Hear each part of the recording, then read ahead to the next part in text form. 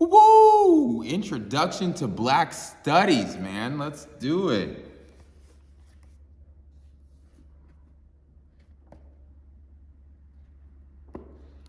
Okay, yeah. This is pretty big. Obviously it's pretty big. It's a textbook, right? Okay, we got the introduction, defining the discipline, origin of the discipline, reliance of the discipline, scope of the discipline, and then we have chapter 2. Developmental initiatives. Chapter 3, Black History, African Background. 4, Black History, Africans in America. Chapter 5, Black Religion.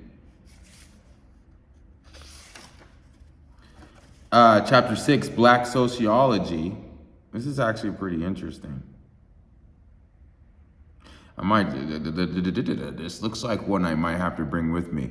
It's going to take me months to get through. I'm not going to lie, because this is just jam-packed with information. But after this, I think I'd have almost like a BA, bachelor's, or BS, what do you, I don't know, maybe even closer to a master's, right? In African or Black studies. It's not black, it's not African, it's black.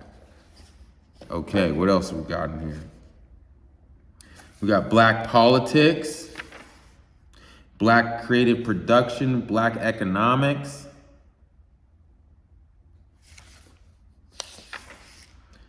Wow. Black psychology. I've got to read some of this because I'm Black and I'm very, very curious on how someone writes about my psychology and everything.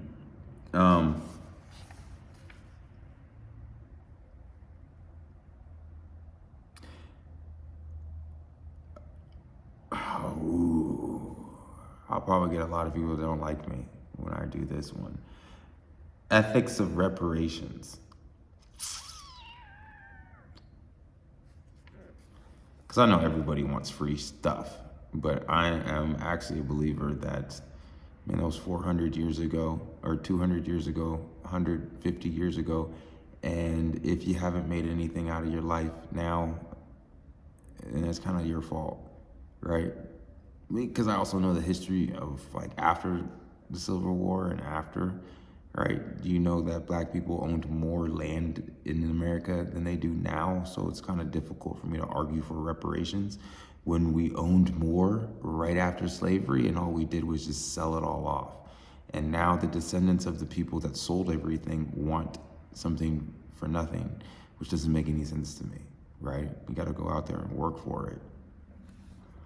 Anyways, I know you're gonna have a lot of people who will argue with me on that one, but oh well, my opinion, not yours. 4, 5, 8.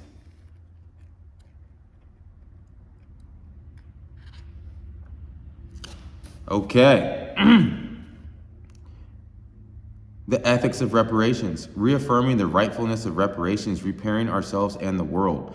This is from the Los Angeles Sentinel, which is my goodness, dude. You're in Los Angeles. Reparations are from the South. What in the world are you even talking about reparations in California? This is what bothers me. I'm just gonna leave it alone. All right, I'm gonna leave it alone.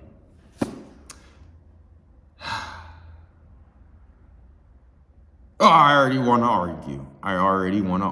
Hold on. All right, let's get to it. In the historic struggle for reparations for African peoples, nothing is more important than that we ourselves frame and forge the process by which we understand and approach it. Indeed, we must be clear about the larger meaning of this struggle. Clearly, it is not what the media and other sources of similar interests and ignorance tell us. It is not about the quest for a handout or to inspire, reinforce, or perpetuate a sense of victimization among Black people, or to divert attention from so-called more serious issues, nor is it simply about money and a crass concern for dollars more than human dignity, freedom, and justice. Reparations should only be given to a people that fought their way out of slavery themselves. We never fought our way out of slavery. We were freed. Those are two completely different things. So if we wanted reparations, we would have had to demand them. But you cannot demand reparations if you're not the person that demanded your own freedom. Someone else demanded our freedom, and someone else gave us our freedom, and now we want reparations for something that other people did for us. It doesn't make sense. I don't care what anyone thinks these people are saying. What about Native Americans? We were way worse than Native Americans. What about the Chinese? Why is it that black people always feel like they got to be victimized and get something for what happened to them in the past? Again, what happened to them in the past, but then they forget to look at themselves and their actions they do in every day. Like we destroy ourselves and we belittle ourselves and we degrade ourselves way more than any white person ever has. Now back to whatever she's talking about, or this person's talking about. On the contrary, the struggle for reparations is a struggle for justice for a people, accountability for their oppressors.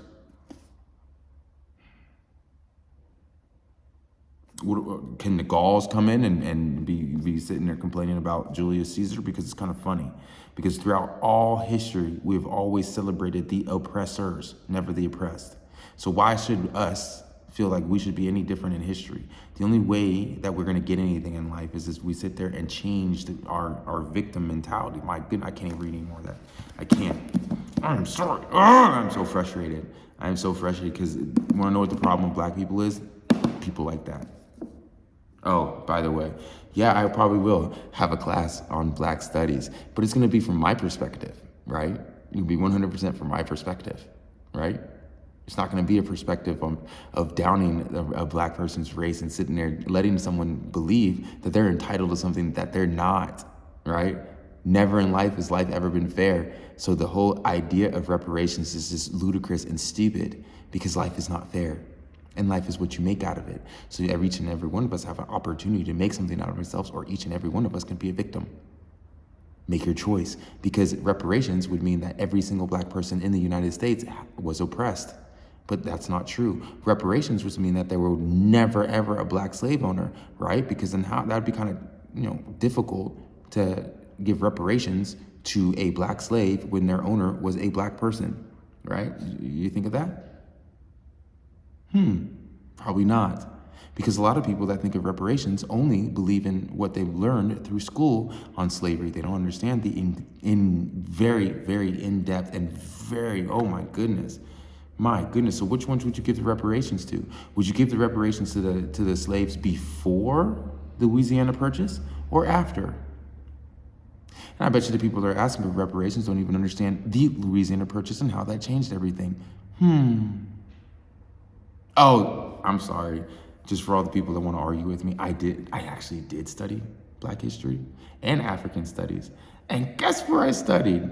It's this little school called Harvard. And I went to Africa. So this is where I'm basing. And then after Africa, I went to South Carolina. I wonder if these people that are asking for reparations have any idea what the significance of South Carolina to the American black person is. Probably not. But let me give you a quick little history lesson. Well, 80% of us came through the port of Charleston, South Carolina, right? Right? So me going back to South Carolina, I wanted to understand and really get a feel for what my ancestors went through. So unless you really want to understand your history and everything, don't ask for reparations because you don't understand the entire truth. Why don't you go down to the Gullah, right? Go down to the Geechee people on the coast of South Carolina and then go look at them. And you're going to be like, oh my goodness, are we in West Africa? Is this America? And you're going to be like, whoa, right? So understand your history completely before you start begging for reparations and everything else. All right. Back to what I was saying. If you like this book, go ahead and get it from Amazon. Click the button. But if you do almost agree with my theology or my way of thinking, then I will have a little box right here and you can put your email address and we can discuss this all day long. Or even if you hate everything that I just said and you say I'm a racist white person, it's perfectly fine. It's all right. You know what I'm saying? I will never, ever, ever let anyone ever give me an excuse why I can't succeed. Color will never be a barrier because I will forge through and I will become successful no matter what my history was. And no, I'm not going to be begging for reparations either. However, if you would like this and you would like me to go through this lovely Black history, and hopefully I'll be able to get through it without, I probably won't. I won't, because throughout this whole entire book, anything that has to do with American history, I'm gonna probably argue. And then when we get to the Moors, oh man, that will be interesting, because once we get to the Moors, I'm gonna have to point out, like, wow, you know what I'm saying? It's kind of crazy that, you know, the internet wants to make sure that everything is truthful, right? You know, this fake news stuff, but yet for every Muslim person of Moor, they have as a white person, but yet the Moors in Spain were actually Black. How would I know this? Because if you go to Spain, you can actually look at the temples and they're Black people in there, not white people like they have in the internet, right? So where do they draw this line on truth and false? I'm very curious, because majority of the stuff that's through the history books is false, right? It's written by the people who conquered, so they wrote in whatever they wanted, right? So it's not accurate 100%, but yet we're supposed to believe it is truth, and then they're gonna peddle it to us as being the truth, but then if you were to talk against it, they're gonna say that you're telling a lie, even if you had historical evidence to back your statement. So, you know, the truth idea is more or less, the truth is the truth, what is it?